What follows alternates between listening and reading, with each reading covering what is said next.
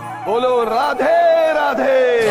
वृंदावन का कण कण बोले श्री राधा राधा, श्री राधा राधा, श्री राधा राधा।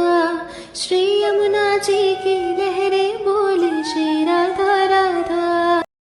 आज तो मथुरा में बड़ी ही रौनक लगी है, और लगे भी क्यों ना।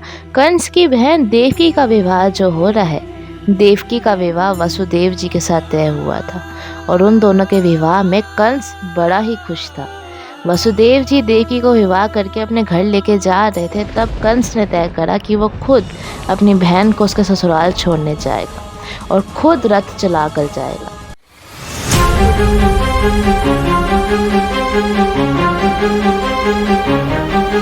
तभी एक आकाशवाणी हुई। वो आकाशवाणी बाकी सबके लिए तो बड़ी खुशखबरी लेकर आई, क्योंकि वो आकाशवाणी यही थी कि श्री भगवान धरा पर आ रहे हैं। पर कंस के लिए वो आकाशवाणी खुशखबरी नहीं बल्कि चेतावनी थी कि उसके अधर्म के पापों का घड़ा भर चुका है। अब नारायण खुद आकर उसका वध करेंगे। कंस कितना मूर्ख, जिस बहन के विवाह पर इतना उसी बहन की आठवीं संतान काल बन। यह आकाशवाणी सुनकर कंस के पैरों तले जमीन खिसक गई। आकाशवाणी कंस के कानों में बार बार गूंज रही थी। कंस का प्यार गुस्से में बदल गया था और अपनी तलवार उठा के वो देवकी का वध करने लगा था। तब वसुदेव जी ने कंस को रोक लिया। हे कंस, तुम भोज वंश के महान राजा हो, क्या तुम्हें ये गुस्सा शोभा देता है? तुम अपनी बहन को उसके विवाह के दिन मार दोगे। कंस, मृत्यु से इतना भय क्यों? मृत्यु तो हर किसी की तय है। तुम्हारे जन्म लेते ही तुम्हारी मृत्यु भी तय हो गई थी, और तुम डर किससे रहे हो जिसने अभी तक जन्म ही नहीं लिया है? नारायण जाने कि हमारी आठवीं संतान होगी भी या नहीं होगी।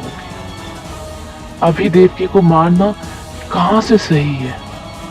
मैं तुम्हें वचन देता हूं, मैं खुद अपनी हर संतान को तुम्हारे पास लेकर आऊंगा। इस समय बस देवकी की जान बख्श दो।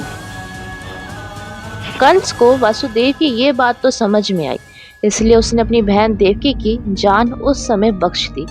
पर उसने देवकी जी और वसुदेव जी को अपने महल के एक अंधेरे कारागार में बंद कर दिया, और उसका एक ही लक्ष्य था कि हर संतान के जन्म लेते ही उसे मार देना।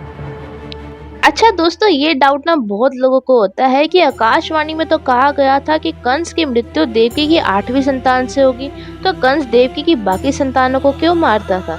तो दोस्तों, इसका आंसर है भय। कंस डरता था। कंस को डर था कि नारायण उसके साथ कोई छल ना कर दे। कहीं नारायण देवकी की पहली संतान के रूप में आ गए या दूसरी संतान के रूप में आकर मुझे मार दिया तो।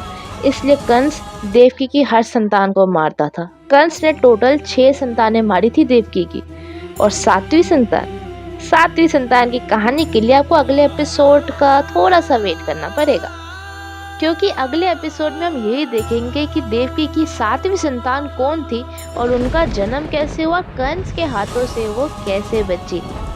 श्री कृष्ण की ये प्यारी प्यारी कथाएं सुनने के लिए आपको कोई शुल्क नहीं देना पड़ेगा, बस प्रेम से कहना पड़ेगा। क्या कहना पड़ेगा? जय माता दी और राधे राधे। तो बोलो भाई कि राधे राधे बोलोगे तभी तो बांके बिहारी मिलेंगे, और तभी तो मिलेगा श्री कृष्ण का हरि का वो प्रेम। तो बोलो राधे राधे।